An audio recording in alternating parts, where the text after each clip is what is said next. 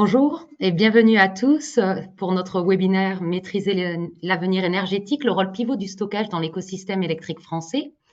Avant de donner la parole à nos deux experts du jour, Corentin Bachet de Clean Horizon et Fawaz Klech de The Energy, quelques mots sur moi-même et Solar Plaza.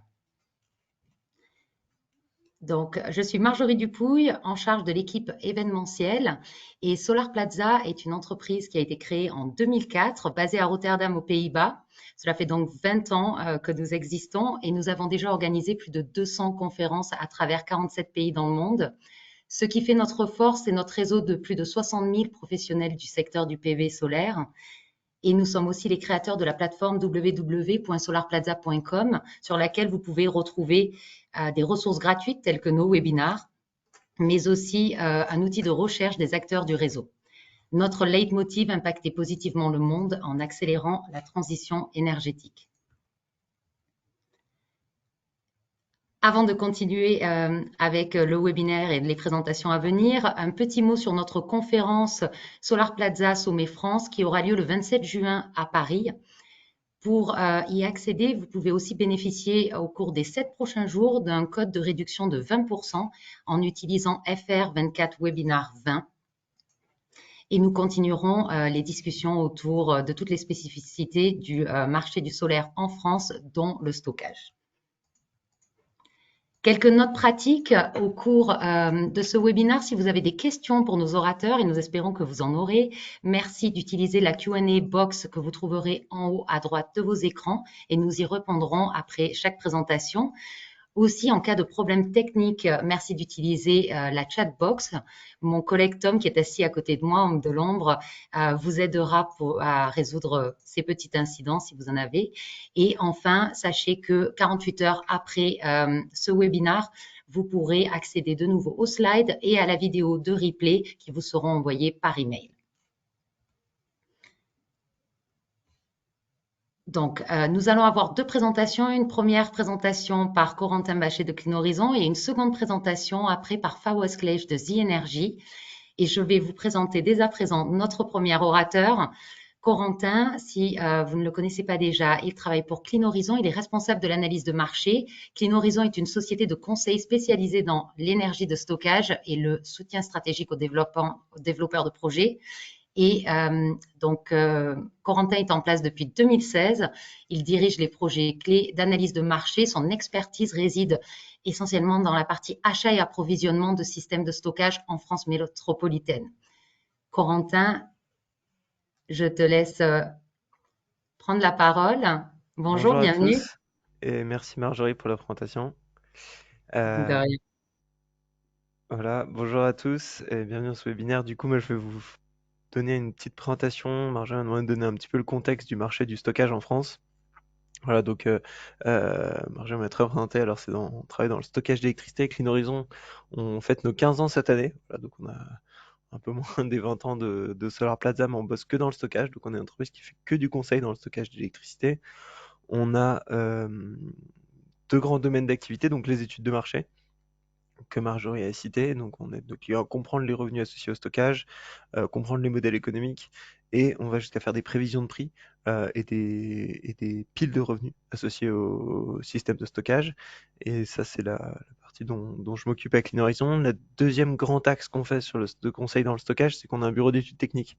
Donc on aide nos clients à dimensionner, acheter des projets de stockage. Alors, j'avais parlé de la France, mais en fait, on est actif un peu partout dans le monde. On travaille en Amérique latine, en Afrique, en Europe, un peu très largement, euh, même au Middle East. Voilà, donc on aide à acheter, designer, faire des due diligence techniques de projets de stockage d'électricité jusqu'à la réception des projets sur site pour vérifier que les termes des contrats qu'on a négociés pendant l'achat sont bien respectés. Par exemple, qu'on a l'énergie utile qu'on avait achetée, s'assurer qu'on ait les différentes garanties qui sont bien respectées par les fournisseurs. Voilà, et on est une équipe, pour vous donner un ordre de grandeur, d'un peu plus de 30 personnes aujourd'hui. Voilà, donc moi quand j'ai rejoint il y a 8 ans, on était 6. Voilà, donc on est en forte croissance comme le secteur du stockage en général.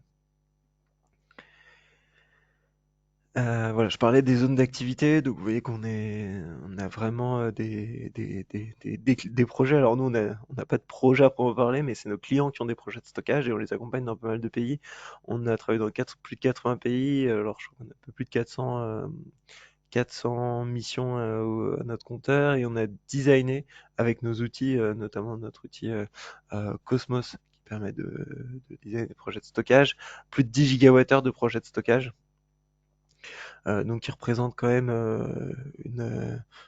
bon, voilà, qui représente quand même une belle référence pour notre bureau d'études et les projets qu'on a designés ou audités.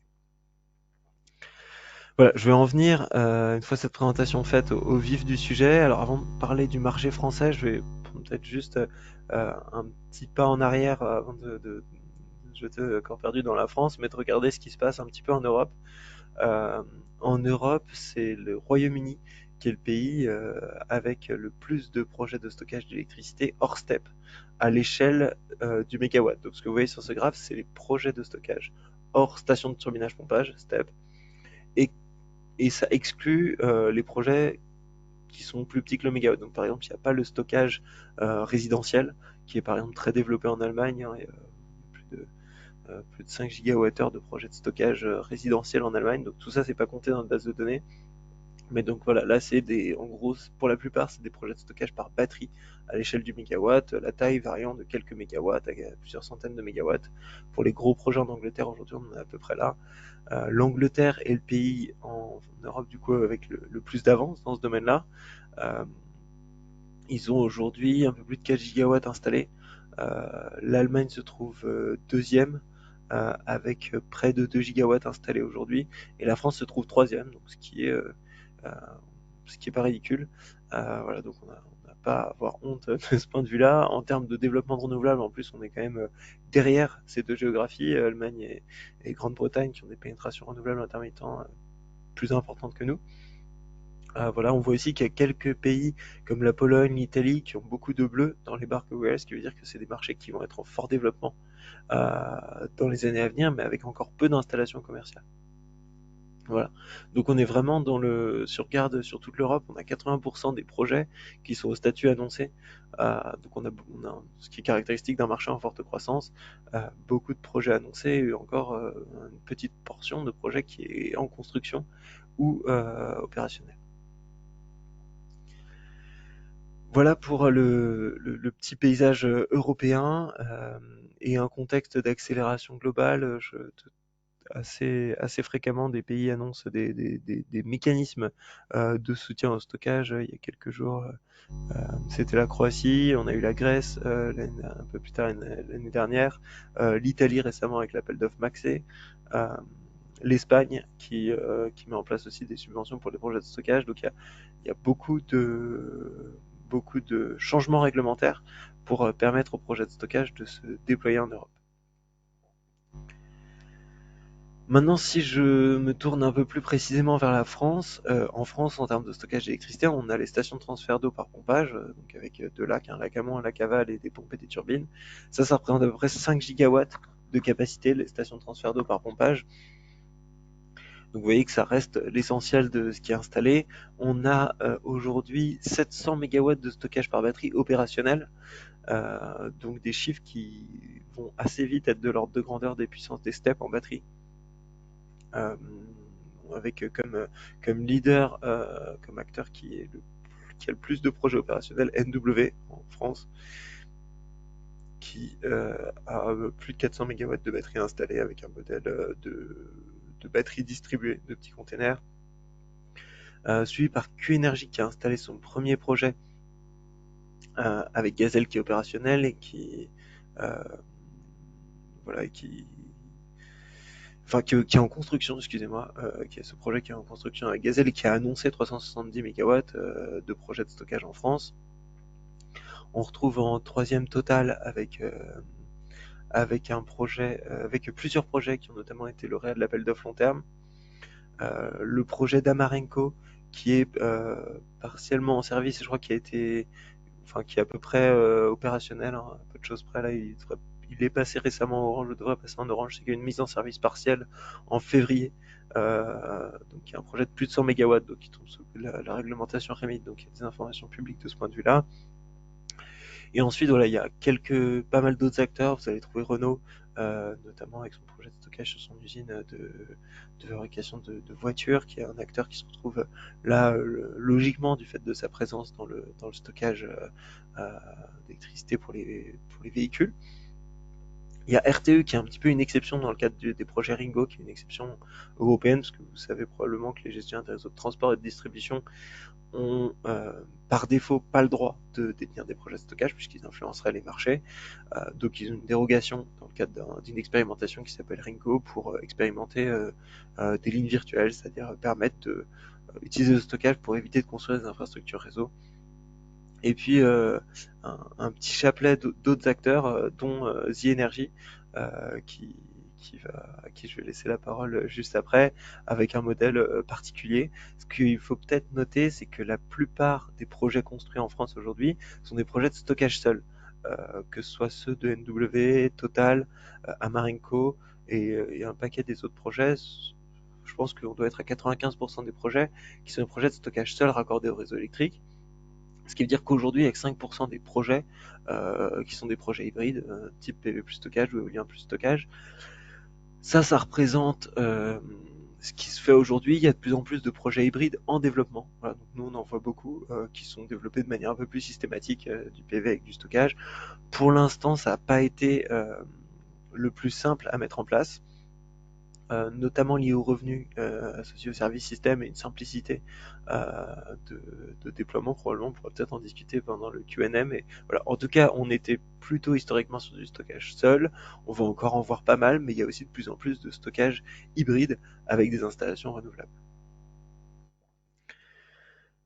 Voilà, peut-être donner un petit peu une vue de ce que nous, Clean Horizon, on voit comme étant l'avenir du stockage hors step en France. On imagine, dans notre scénario central, notre dernière mise à jour, qui est 6,3 gigawatts de stockage par batterie installé en France en 2030. Voilà, qui est quand même nettement supérieur aux 900 mégawatts installés aujourd'hui. Vous voyez que, autrement dit, en 2029, on devra avoir plus de stockage par batterie que de stockage par station de transfert d'eau par pompage. C'est une trajectoire qui est pas absurde si on regarde ce qui s'est passé en Angleterre, où ils ont déjà plus de 4 gigawatts, et en Allemagne, où ils ont plus de 5 gigawatts. C'est des installations qui se développent relativement rapidement, qui ont peu d'empreintes au sol, euh, qui ont des délais de construction rapides, des solutions qui se standardisent, qui sont de plus en plus compactes. Voilà, donc un secteur qui peut tout à fait avoir une croissance forte, avec en plus peu de goulets d'étranglement sur les capacités de construction de ces projets. Voilà, donc pas mal de stockage à venir en France dans les années à venir. Et puis si je regarde pourquoi est-ce qu'on a pas mal de stockage qui s'est développé par le passé, eh ben, on peut regarder les revenus qui étaient accessibles au stockage en France. Et ce que je vous propose ici, en fait, c'est un test de notre outil Cosmos sur les données passées. C'est que ce qu'on a fait, c'est qu'on a laissé une batterie. euh, on a imaginé qu'une batterie d'une heure est opérée depuis 2018 en France et regardez combien elle aurait gagné de revenus sur les différents marchés. Alors vous voyez ici, il y a trois types de marchés, trois catégories de marchés qui sont présentées. Il y a le mécanisme de capacité qui représente la barre noire en bas, qui est relativement stable, même si elle monte et elle descend en fonction des années. Il y a ce qu'on appelle la réserve primaire en termes européens, qui est la FCR, qui représente le gros bloc des revenus. En tout cas en regardant le passé. Et enfin, il y a de l'arbitrage. L'arbitrage, ça représente une flopée de différents mécanismes, notamment le marché day-ahead qui est administré par Apex, mais aussi le marché intraday et aussi de l'arbitrage sur le marché, le mécanisme d'ajustement. Donc en fait, tous ces mécanismes font référence à l'achat-vente d'électricité. C'est pour ça qu'on le met dans la catégorie de l'arbitrage. Et la ligne rouge que vous voyez, c'est le revenu qu'on estime nécessaire pour justifier l'investissement d'une batterie d'une heure. Donc en prenant quelques hypothèses très simples hein, de CAPEX et d'OPEX, peut-être une batterie qui coûterait 450 000 euros du mégawatt pour un mégawattheure, 10% d'OPEX par an par rapport à ce CAPEX, un taux d'actualisation de 12%, une durée de vie de 15 ans, sachant que la batterie durera entre 10 et 20 ans suivant comment on l'utilise en termes de stratégie de cycle, niveau de charge, etc. Voilà, donc c'est pour faire un calcul d'ordre de grandeur, il faut à peu près 100 000 euros du mégawatt de l'année. Et donc vous voyez plusieurs choses. Vous voyez que déjà entre 2018 et 2020, on était sur une tendance à la baisse des revenus d'un projet de stockage. Et en 2020, le niveau de revenu ne permettait pas d'atteindre une valeur actuelle nulle sur 15 ans si on était à 68 000 euros du mégawatt de l'année. Euh, que la crise énergétique a plutôt aidé les développeurs de projets de stockage en les rémunérant bien. On voit que les revenus en 2021-2022 étaient presque du double de ce qui aurait pu être attendu par un investisseur. Et puis ce qu'on voit aussi, c'est qu'en 2023, la, la grosse barre bleue euh, qui représente le revenu lié à la réserve primaire a baissé, lié au fait que ce marché soit peu profond. La profondeur de ce marché, c'est à peu près 500 mégawatts et donc on a aujourd'hui beaucoup de batteries qui participent dans ce service et un mécanisme qui est saturé. Et donc ça explique aussi le fait qu'on voit apparaître une nouvelle barre bleue claire en 2022-2023. C'est ce qui s'appelle l'arbitrage. Donc c'est le fait que les batteries de temps en temps soient amenées, si elles sont bien opérées, à sortir des mécanismes de marché type réserve primaire pour aller faire de l'achat-vente d'électricité, euh, puisque ça rémunère mieux. Donc 2024, très clairement, on aura moins de réserves primaires, cette tendance va continuer à se voir. On va avoir d'autres revenus, donc des piles de revenus qui vont se diversifier. Peut-être plus de mécanismes d'ajustement, de trading intraday qui commence à être de plus en plus intéressant avec un nouveau produit 15 minutes en France. La réserve secondaire, évidemment, qui ouvre en juillet. Peut-être des opportunités à la marge avec la haute flexibilité décarbonée.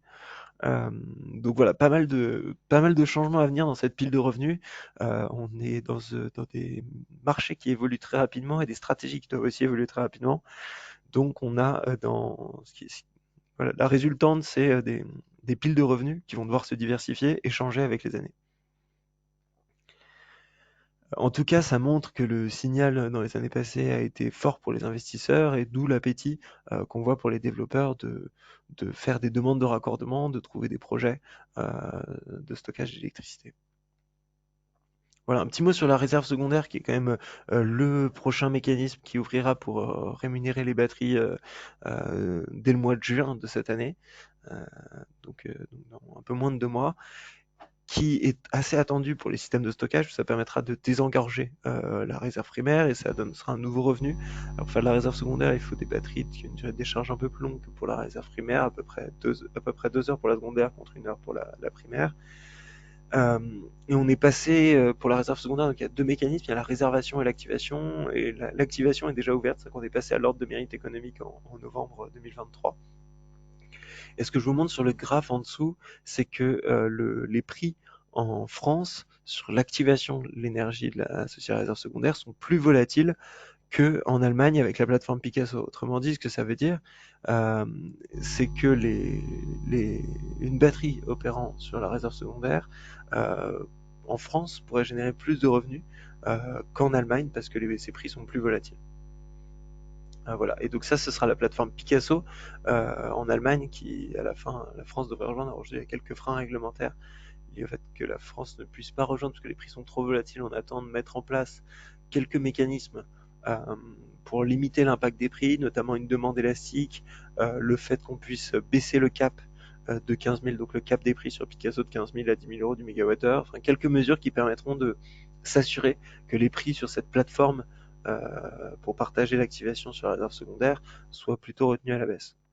Mais plutôt un bon signal qui est de dire que l'activation sur la réserve secondaire en France coûte plus cher qu'en Allemagne alors qu'elle est déjà très chère en Allemagne. Et donc on attend l'ouverture du marché pour avoir les prix de réservation qui aura lieu en juin et qui sera certainement un bon revenu pour les projets de stockage qui pourront participer à ce marché. Voilà, un petit mot peut-être pour finir avant de laisser la parole euh, à The Energy. Nous, ce qu'on fait à Clean Horizon pour aider nos clients, c'est qu'on établit des modèles économiques pour des projets de stockage. Et pour ce faire, on a besoin de faire des prévisions de prix. Donc, on fait des prévisions de prix sur les marchés. Donc que ce soit pour les marchés services système, les prix de gros de l'électricité ou le mécanisme de capacité. Et avec ces prévisions de prix, on les met dans notre outil qui fait un dispatch de système de stockage, et cet outil s'appelle Cosmos. C'est avec ce même outil que je vous ai montré les piles sur les revenus passés. C'est-à-dire qu'on montre comment optimiser les revenus. La batterie ayant le choix tous les jours, voire toutes les heures ou tous les quarts d'heure, d'aller sur un revenu ou un autre. Et étant donné des contraintes, qui sont les contraintes de mégawatts installés, mégawattheures, les contraintes de cycle, on a la dégradation de la batterie, on obtient un modèle économique sur la durée de vie du projet, donc je vous disais 10 à 20 ans, suivant comment on l'utilise aujourd'hui, euh, et qui permet d'avoir, de fournir une vue sur, d'une part, quelle est la durée de décharge optimale permettant de maximiser les revenus, et par ailleurs, quels seront les, les revenus matériels que la batterie pourra espérer année par année.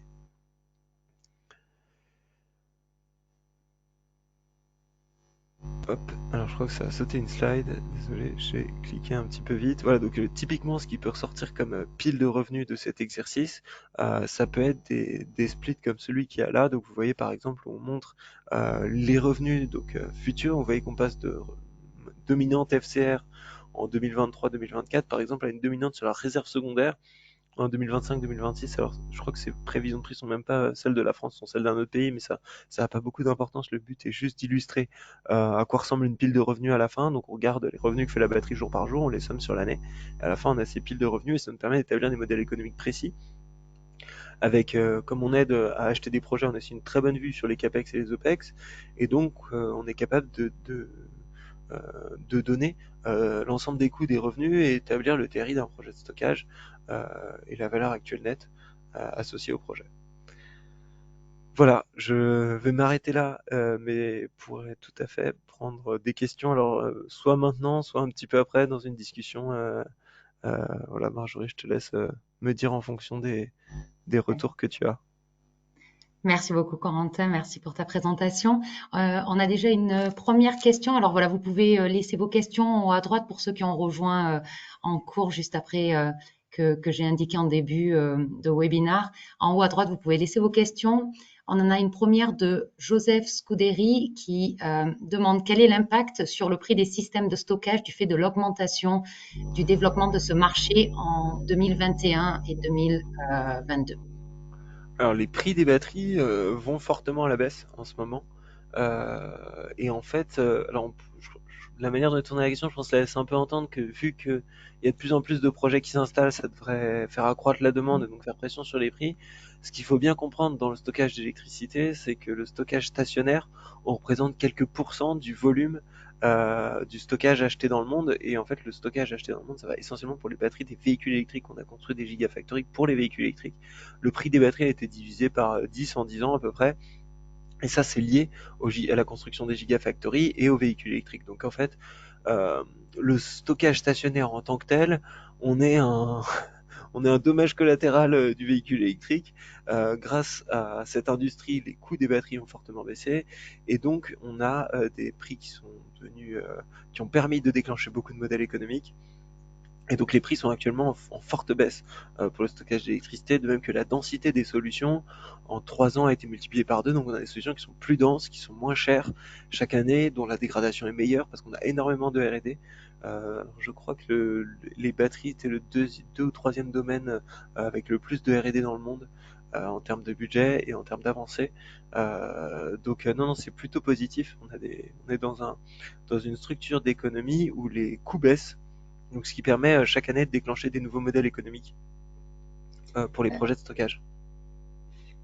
Rapidement, comme on était sur les batteries aussi, j'avais une question de mon côté. Enfin, en termes d'évolution technologique sur la partie des batteries, qu'est-ce qui, pour toi, enfin, qu'est-ce que tu penses va avoir le plus d'impact dans le futur? Est-ce que, par exemple, on parle de batterie longue durée? Est-ce que ça va vraiment exister?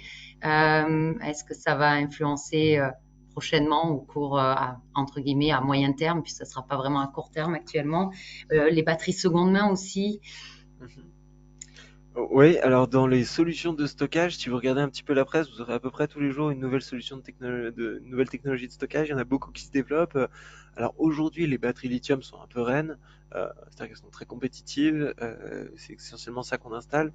Mais en fait, on peut déjà faire du stockage longue durée avec du stockage par batterie. Il n'y a rien qui empêche de construire. Alors déjà, il faut définir longue durée. Le LDS Council parle de longue durée à partir de 6 heures. Euh, Il est possible de faire des batteries qui stockent pendant 6 heures. Après, si on parle sur du stockage mensuel euh, pour des plus grandes durées de décharge, il faudra peut-être regarder d'autres technos, effectivement. Il y a l'hydrogène, il y a l'air comprimé, l'air liquide, d'autres systèmes de stockage gravitationnel. Donc c'est très difficile de dire quels seront les technos d'après. On parle beaucoup de technologies de batteries tout solides. On parle aussi de sodium-ion. Il y a beaucoup de technologies qui sont très prometteuses. Ce qui va compter et ce qui a compté en tout cas jusqu'ici, c'est surtout pour les technos d'être efficaces d'un point de vue coût. Donc en fait, ce qui compte beaucoup pour les projets, et on voit nous d'un point de vue commercial, d'un point de vue rentabilité, c'est d'avoir une solution très compétitive en termes de coût en euros du kilowattheure. Et c'est ça un des principaux enjeux aujourd'hui pour réussir à être compétitif avec des solutions de stockage et du longue durée. On en voit de plus en plus des pays comme la Californie et l'Angleterre, par exemple, beaucoup d'enchères pour subventionner le stockage plus longue durée avec des technologies innovantes. Donc il va y en avoir plus. Difficile de savoir qui sera le clair gagnant entre les batteries à circulation, le gravitationnel, le tout solide. Mais en tout cas, on est dans un monde qui change très vite, donc faut pas se fermer de porte sur qui pourrait être la techno à l'avenir qui sera la plus utilisée. Alors, on a plusieurs questions. Rapidement, pour continuer sur la thématique des batteries, après on passera sur un autre sujet. Deux questions, peut-être tu peux répondre en même temps sur les deux. Alors, une, c'était quel est le meilleur système de stockage en lien avec les centrales solaires? Je ne sais pas si c'est assez spécifique pour toi. Et la deuxième, c'était pour qu'est-ce que tu penses de l'annonce de alors, je ne sais pas si ça se dit CATL, CATL, Ouais, c'est ATL, ouais. de batterie sans dégradation pendant 5 ans. Oui, ouais, On bah peut alors là, c'est avoir sûr que une c'est en plein question dans le du... sujet. Alors, peut-être pour commencer avec le solaire, moi je pense que l'idée de stocker avec le solaire est assez intuitive, hein, de se dire, bon, il faut stocker l'électricité solaire pour pouvoir la mettre à disposition quand on en a besoin, et c'est peut-être pas le jour où elle est produite à midi, et, euh, et je suis sûr que Fawaz qui parlera juste après, pourra commenter là-dessus. Mais bon, je pense pas qu'il y ait une techno spécifique associée au solaire. Le stockage en général associé au solaire est une bonne technologie. Aujourd'hui, c'est des batteries lithium. Demain, ça pourrait très bien être autre chose. Donc, je pense pas qu'il y ait une techno qui soit mieux qu'une autre associée au solaire. Ce qu'il faut, c'est surtout que cette techno permette de faire, euh, de remplir le modèle économique qui est associé à l'hybride, si c'est de déplacer de l'électricité, voilà, si on parle de stockage longue durée, voilà, suivant ce qu'on peut faire, il y aura peut-être des technos différentes qu'il faut regarder. Ça, c'est la première chose, et je pense que ça n'a pas beaucoup d'impact si on est sur une batterie nickel, manganèse, cobalt, lithium, fer, phosphate, ou demain une batterie à circulation. Je ne vois pas comment une techno pourrait vraiment être meilleure qu'une autre pour associer à du PV. Ça, c'est le premier point. Et sur le deuxième annonce récente de CATL avec zéro dégradation, bon, alors sur 5 ans, je pense qu'ils ont sûrement fait des choses innovantes et intelligentes au niveau du BMS pour s'assurer qu'ils puissent afficher une capacité qui se dégrade peu les 5 premières années. Techniquement, je serais surpris qu'il y ait une innovation fondamentale associée à ça. C'est-à-dire qu'à mon avis, c'est plutôt une innovation en termes de garantie. Euh, Chimiquement, je vois mal comment une batterie ne pourrait ne pas se dégrader. En revanche, qu'ils arrivent à garantir un état de charge constant les 5 premières années et qu'ils arrivent à minimiser la dégradation en faisant je sais pas, du cell balancing, des systèmes de réglage de tension, c'est pas exclu. Je suis pas euh, allé encore au fond on n'a pas encore été bien profondément on attend de voir plus les contrats, on attend de voir ce qui sera proposé et ce qui sera aussi fait sur site, parce que là aujourd'hui ils ont annoncé qu'ils allaient faire ça. Il reste encore à voir les projets qui seront installés, si on arrive bien à mesurer ces capacités qui se dégradent pas pendant 5 ans. Donc en tout cas, je veux dire, ce qui est le plus bluffant pour moi dans leur annonce, c'est pas tant cette garantie de pas de dégradation, c'est surtout la densité énergétique, hein, de ce produit. Je crois qu'on est à peu près 6 mégawattheures hein, dans un container 20 pieds, donc c'est quand même assez exceptionnel. Donc ça montre, enfin, et c'est pas que eux, hein, tous les fabricants sont à peu près sur la même ligne. C'est les gains en densité qu'on arrive à faire, euh, les nouvelles cellules qui sont plus denses en énergie, le fait qu'on arrive à mieux les arranger. Voilà, donc plein de gains en chaîne qui montrent que la techno s'améliore. Et dernière, avant qu'on passe à Fawaz, est-ce que tu pourrais détailler la différence entre la réserve primaire et la réserve secondaire? Voilà, on a eu ça aussi Ouais. comme question. D'accord, bah, je peux le faire peut-être simplement. Les réserves, c'est un peu comme des secours pour le réseau, pour équilibrer l'offre et la demande. Il y a une bonne image, enfin une image que je trouve simple pour expliquer les réserves, c'est que la réserve primaire, c'est une espèce de sprinter. Euh, En cas de problème sur le réseau, c'est une réserve qui peut être allumée très vite, a pas besoin de tenir très longtemps, et du coup, elle a besoin d'être remplacée. Donc, il faut un relais, et ce relais, c'est la réserve secondaire, c'est une espèce de coureur demi-fond. Et après, on a la réserve tertiaire, donc c'est bien nommé, hein, parce qu'elles sont activées dans cet ordre-là. D'abord la primaire, puis la secondaire, puis la tertiaire.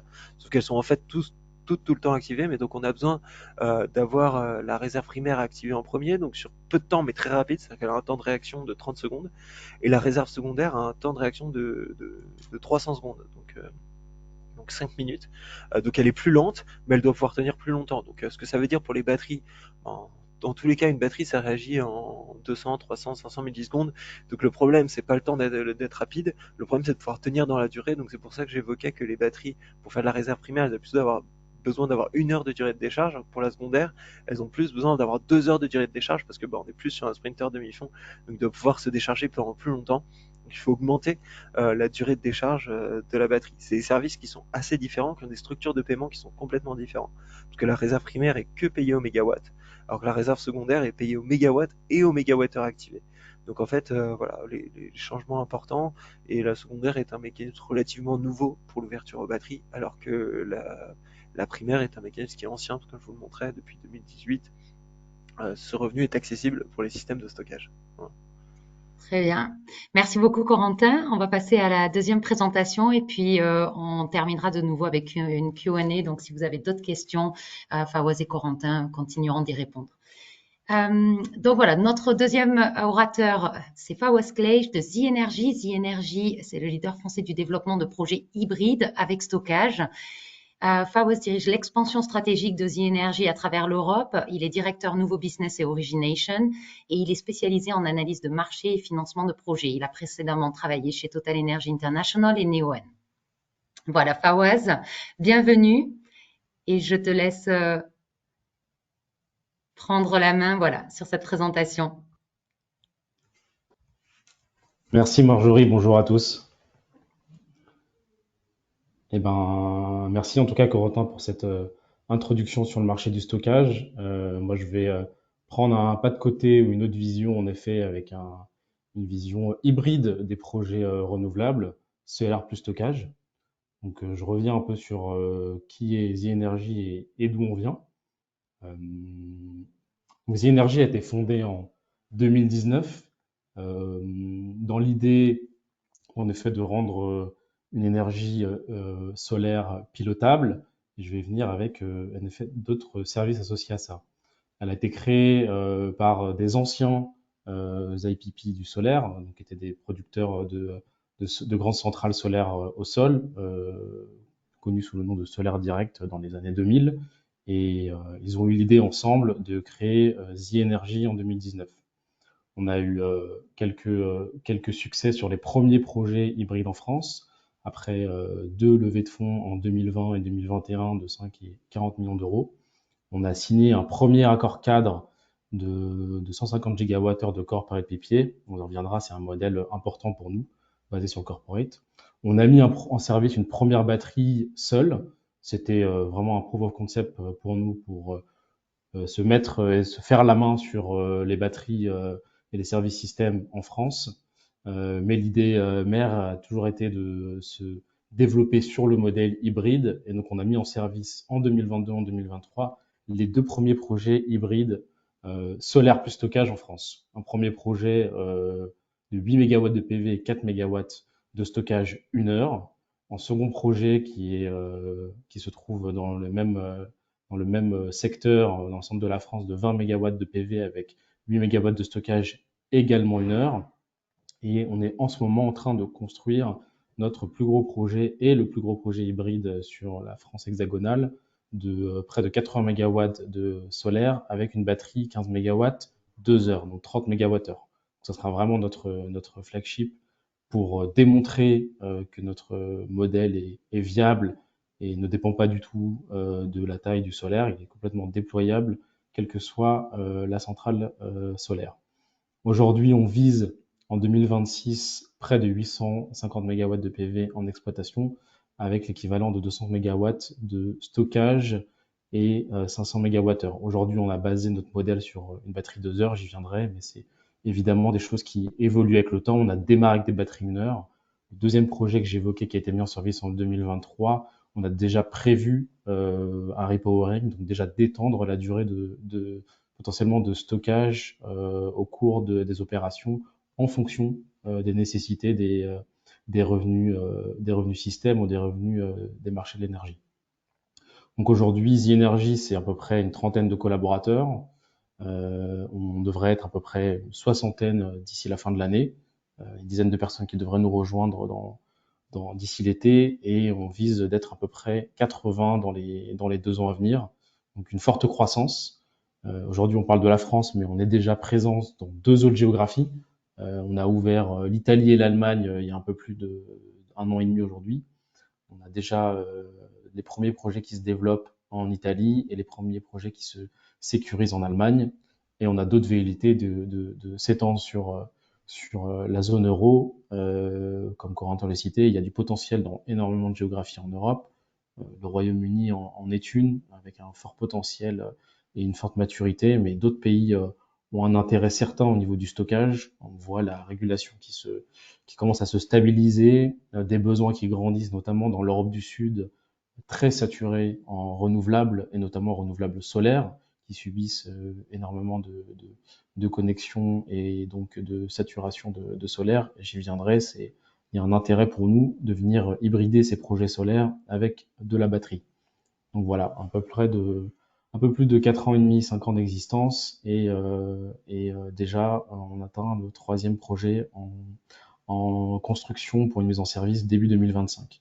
La petite particularité, je ne vais pas m'étendre sur les modèles d'off-take et de revente d'énergie, mais les 2 premiers projets, je le précise, étaient en creux, donc en, en off-take creux. Le 3e projet que j'évoque, qui est en construction aujourd'hui, il est aujourd'hui sécurisé en corporate PPA. Et c'est la particularité aussi de notre modèle, c'est qu'aujourd'hui, on prévoit une bonne partie de notre off-take basée sur des corporate PPA avec des durées qui peuvent aussi de 10 à 15 ans, ça dépend évidemment des géographies et des besoins.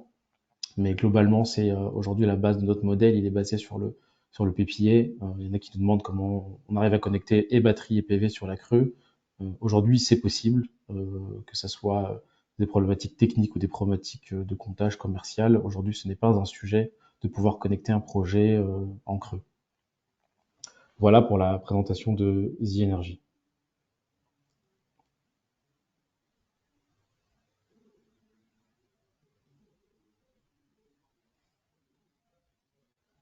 Alors, aujourd'hui, The Energy, on est connu en effet, et Corentin l'a rappelé tout à l'heure, ce qui paraît évident, c'est en effet de déplacer de l'énergie avec du stockage. On prend le stockage de l'énergie, on prend l'énergie solaire quand elle est en surproduction ou le moins utilisée en heure creuse, et on la déplace aux meilleurs besoins. Donc c'est en effet disposer d'une électricité renouvelable générée par le soleil et libérée de son intermittence, donc la rendre finalement pilotable. Le deuxième intérêt du stockage, c'est garantir en effet une énergie à un prix fixe compétitif et de se prémunir de la volatilité des marchés. Ça paraît pas comme ça évident, mais on subit aujourd'hui des prix négatifs sur beaucoup de géographies. L'intérêt, en effet, de disposer de cette énergie pilotable permet de se prémunir de prix, de volatilité de marché forte, et de pouvoir finalement piloter sa courbe de production quand les marchés sont incertains ou quand c'est pas le meilleur moment de finalement délester l'énergie solaire. Ce qu'on connaît un peu moins, c'est le 3e point, et je vais le détailler dans la planche suivante, c'est réduire les investissements sur le réseau, dont les coûts sont, en tout cas, principalement en France, avec la quote-part que la plupart des producteurs connaissent, la quote-part S3R, ENR, qui sont portés en grande partie par les producteurs. Il y a une partie qui est un peu moins connue, qui est le TURP, qui est porté aussi par les clients finaux, mais une grosse partie est portée aussi par les producteurs. Et cette quote-part, elle coûte cher aux producteurs, mais elle coûte cher aussi aux gestionnaires et aux transporteurs de réseau, donc in fine l'État et les administrés. je détaillerai ce point qui est une des origines même de l'idée de The Energy, qui n'est pas simplement basée sur stocker de l'énergie, elle a aussi un intérêt physique sur la plaque de cuivre. Et enfin, c'est peut-être un vain mot dit comme ça, mais ce qui est important pour nous, c'est à la fin, c'est de valoriser finalement aussi les projets d'une manière plus locale pour permettre au territoire d'une meilleure souveraineté, d'une plus grande souveraineté, de se réapproprier de leur destin énergétique. L'intérêt de finalement stocker l'énergie au plus proche des besoins en consommation, c'est finalement rendre l'électron au plus près et le plus pilotable à l'instant T. Euh, Aujourd'hui, on n'est pas arrivé encore à ces débats-là, mais peut-être on pourra en discuter plus tard. Mais il y a des pays comme le Royaume-Uni aujourd'hui qui se posent la question d'avoir un prix marginal de l'électricité au niveau local, donc au niveau des nœuds d'électricité. Finalement, c'est d'optimiser finalement le coût de l'électron, le coût du mégawattheure au plus proche d'un nœud d'électricité et de finalement équilibrer le réseau sur des zones très locales. Ça, le fait de joindre, de colocaliser ou d'hybrider, ça, selon les termes et selon les langues, sur un même site, une batterie et un site solaire permet finalement d'optimiser l'électron au plus proche de son besoin au niveau local. Donc voilà pour nous les quatre grands intérêts, quatre grands différenciations vis-à-vis d'un solaire seul et comparé à un stockage seul pour notre cas hybride chez The Energy. Alors pourquoi l'hybride et quel est le lien finalement physique avec la réduction et l'intérêt sur le réseau électrique français, notamment sur la plaque de cuivre française?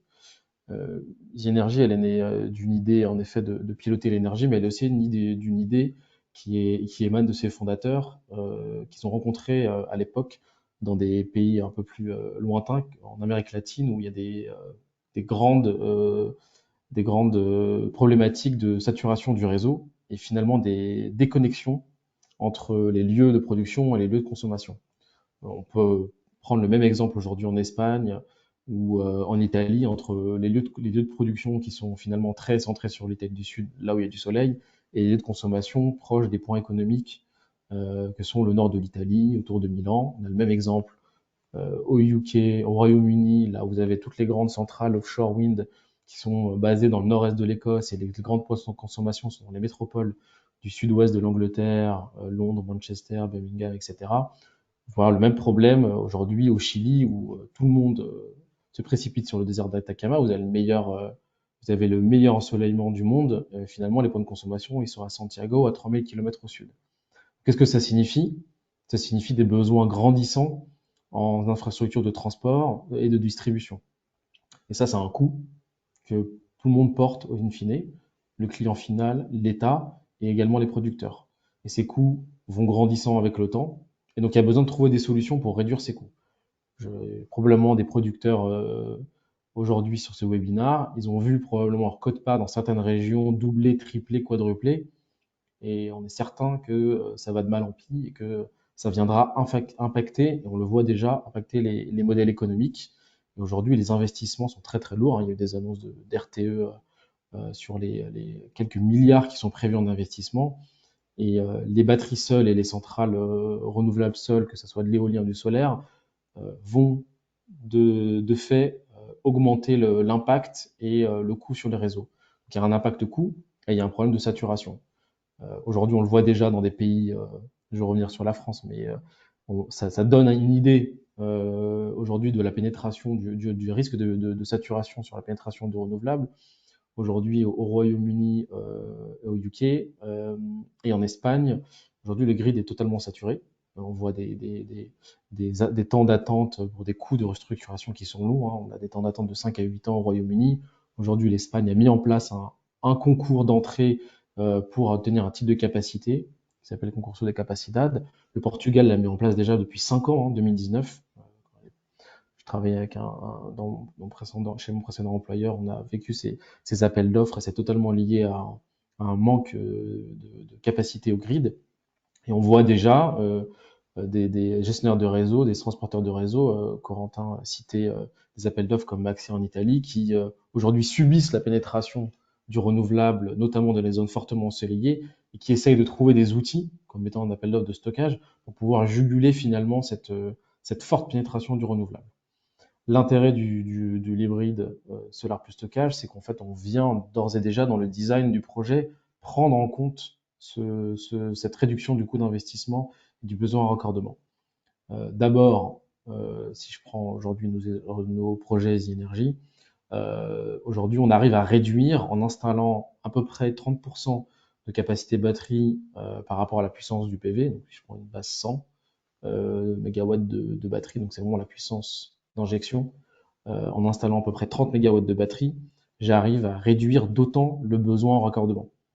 Donc ça veut dire un coût d'investissement moindre pour le gestionnaire de réseau, de renforcement de réseau, de renforcement des postes de distribution, des postes sources derrière pour RTE, de coûts de raccordement donc depuis la centrale jusqu'au poste source, etc., etc. Donc, en équipement, ensuite la cote-part de fait baisse car elle est indexée sur le mégawatt, et à la fin c'est un modèle vertueux qui permet de réduire le coût d'investissement pour le réseau. Aujourd'hui, l'exemple, et je me base encore beaucoup ma démonstration sur le Royaume-Uni, mais ils vivent ça aujourd'hui de plein fouet. Le Royaume-Uni a annoncé une forme de neutralité du stockage vis-à-vis du réseau, ni considéré comme un producteur, ni comme un consommateur. Considère qu'elle permet un équilibre et donc elle est neutre vis-à-vis du réseau. Donc aujourd'hui, les trois avantages vis-à-vis du réseau en gestion et en transport, c'est de réduire le besoin côté producteur, de réduire le besoin côté gestionnaire, transporteur de réseau en renforcement, en mutualisation d'investissement, et à la fin de rendre le modèle vertueux pour baisser le coût global d'investissement sur l'ensemble PV plus stockage. Vous me direz, en effet, ça nécessite d'investir en parallèle sur le stockage. En effet, ça paraît évident, mais c'est là où l'idée est belle, c'est qu'il y a finalement un équilibre économique entre le besoin de réduire le stockage. Le dernier point que je n'évoque pas, là on parle d'investissement, mais il y a en effet derrière toute une fiscalité aussi qui est impactée. Vous connaissez l'IFER en France, permet aussi de réduire finalement l'impact IFER pour la production PV. Donc voilà, tout ça s'additionne, que ce soit au niveau des investissements, que ce soit des coûts de fonctionnement. Et derrière, évidemment, il y a un intérêt, c'est de pouvoir utiliser une bonne partie de cette énergie générée par le solaire pour venir proposer des services au réseau via la batterie ou de l'arbitrage marché, comme l'évoquait Corentin précédemment.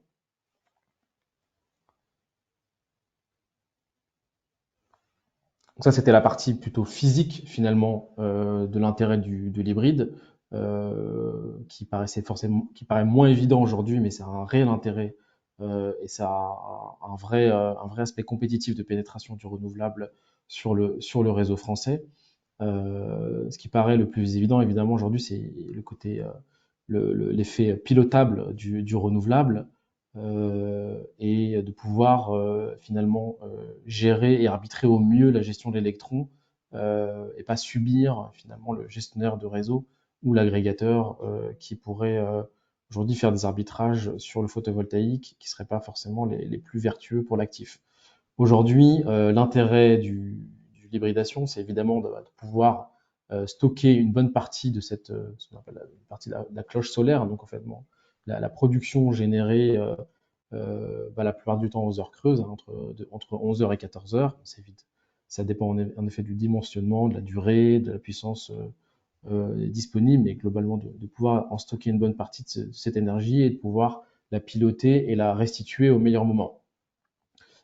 Là où on se différencie de la batterie standalone, la batterie seule, c'est qu'il y a un certain coût à faire de l'arbitrage marché évoqué par Corentin. L'intérêt de l'hybride, c'est qu'on finalement on récupère de l'électron avec un coût beaucoup plus intéressant parce il n'a pas les mêmes coûts d'OPEX. En France, on a le TURP quand on soutire de l'énergie sur les réseaux. L'intérêt du renouvelable connecté à la batterie, c'est qu'on va venir récupérer un électron sur une production qui de toute façon aurait été fatalement évacuée par le site de production ou même potentiellement découplé parce qu'on arrive sur des moments de désintérêt entre production et consommation. Ce qui nous amène au deuxième volet, de l'intérêt du stockage, c'est évidemment de juguler et de dérisquer les épisodes de prix négatifs. Aujourd'hui, on le voit, on a eu des longs épisodes de prix négatifs avec des fortes productions d'éoliennes, des ensoleillements importants sur l'Europe du Sud avec des délestages, notamment de l'Espagne, qui a fait plonger le marché de J-1 de l'énergie, et on a subi une grande partie de ce début de printemps des prix négatifs. L'intérêt du stockage, c'est évidemment de pouvoir finalement éviter de découpler ou de répandre fatalement cette énergie dans le réseau, et de pouvoir en arbitrer un maximum d'électrons pour pouvoir évidemment la déverser au meilleur moment sur le réseau. C'est ce qu'on appelle la génération d'un spread entre les heures creuses et les heures pleines. Alors évidemment, quand ce différentiel entre heures creuses et heures pleines se réduit, et ce qui a un peu été le cas aujourd'hui, ça ne vous prémunit pas de la totalité de la baisse des marchés, mais ça vous permet au moins de prémunir des épisodes de prix négatifs qui s'étalent dans le temps et qui ne permet plus de produire et finalement de générer le meilleur des revenus pour le solaire. Et donc du coup, ce qui paraît évident, c'est évidemment de limiter le découplage par le gestionnaire de réseau pour l'énergie excédentaire du PV, qui génère ensuite les prix négatifs que je citais précédemment. Je donne un exemple. Aujourd'hui, il y a des régions en Espagne qui ont subi 10 à 20% de bridage par un gestionnaire de réseau, donc ce qui fait baisser finalement le prix que peut capturer, les revenus que peut capturer le PV sur toutes ces durées de bridage. L'intérêt du PV, c'est qu'on peut absorber ces moments de bridage et de pouvoir finalement dimensionner et arbitrer le meilleur moment si ces découplages se répètent. Alors aujourd'hui, on se prémunit de ces sujets-là parce que selon les gestionnaires de réseau, il peut y avoir des compensations qui existent pour pouvoir rémunérer et compenser les producteurs de ces découplages. La réalité, c'est qu'ils sont jamais compensés un pour un. L'État ne pourra pas toujours compenser l'ensemble des producteurs ad vitam aeternam pour cet excédent de renouvelables. Donc il faut trouver un moyen finalement de rendre le renouvelable utile au meilleur moment. Donc on a anticipé ce moment-là en créant finalement un petit gestionnaire de réseau, une compensation de ces risques de prix négatifs, de ces risques de surexposition, de cannibalisation du renouvelable sur le réseau, sur les réseaux, de pouvoir équilibrer au mieux finalement l'offre et la demande en temps réel.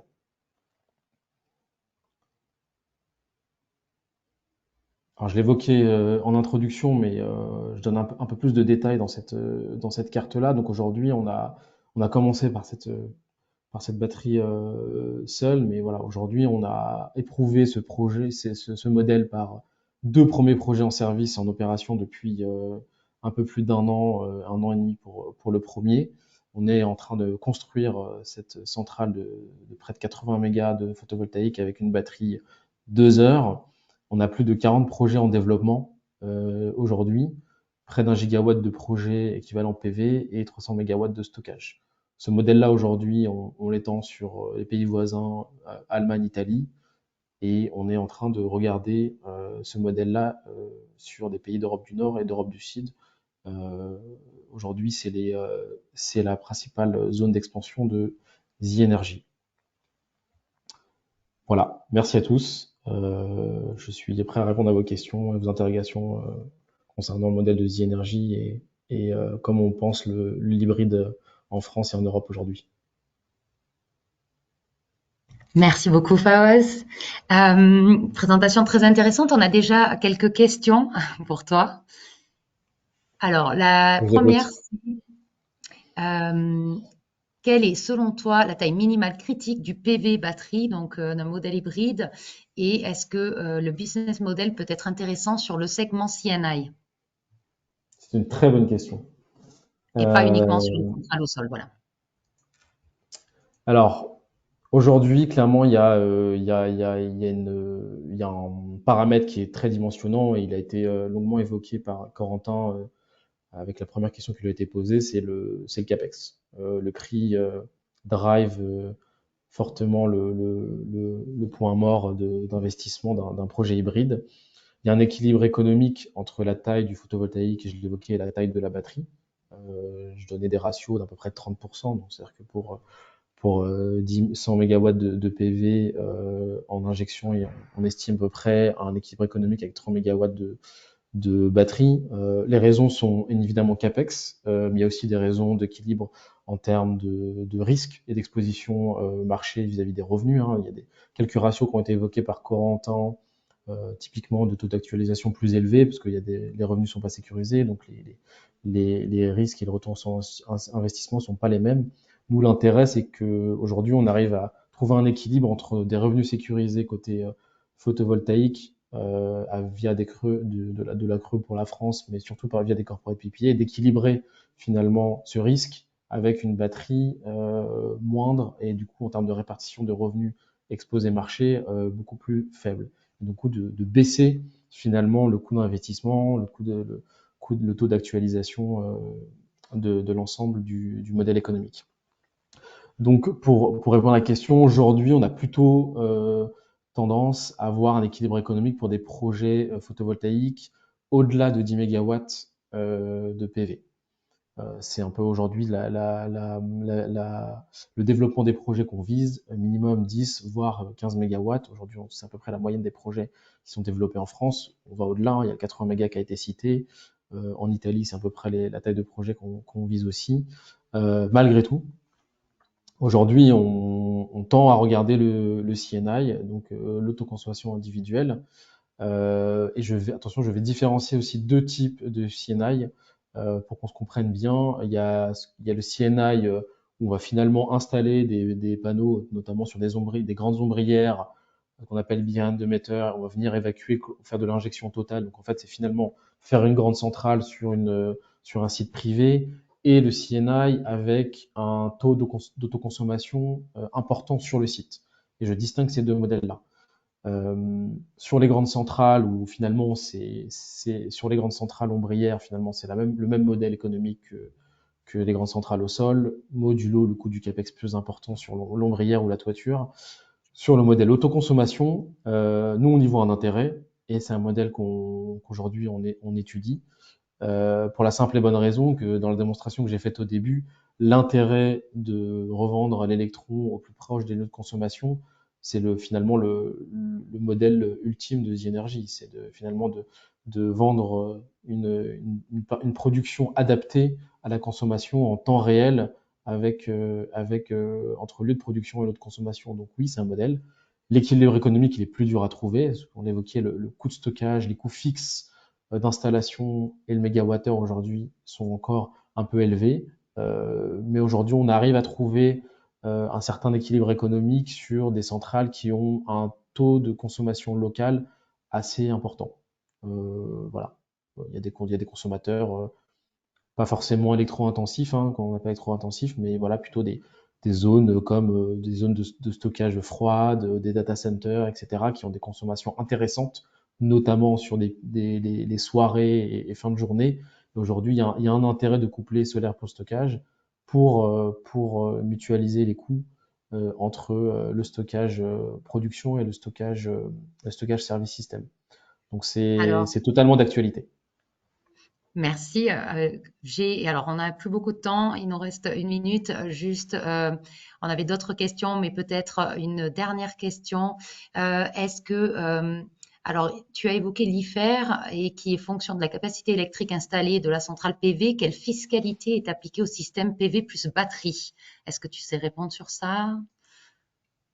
C'est la même fiscalité. La différence, elle est sur l'IFER. Ok. Sinon, le TURP, injection, soutirage, la fiscalité TURP qui est la plus connue et l'IFER sont les mêmes. La différence, elle se fait sur l'IFER. Ok, très bien.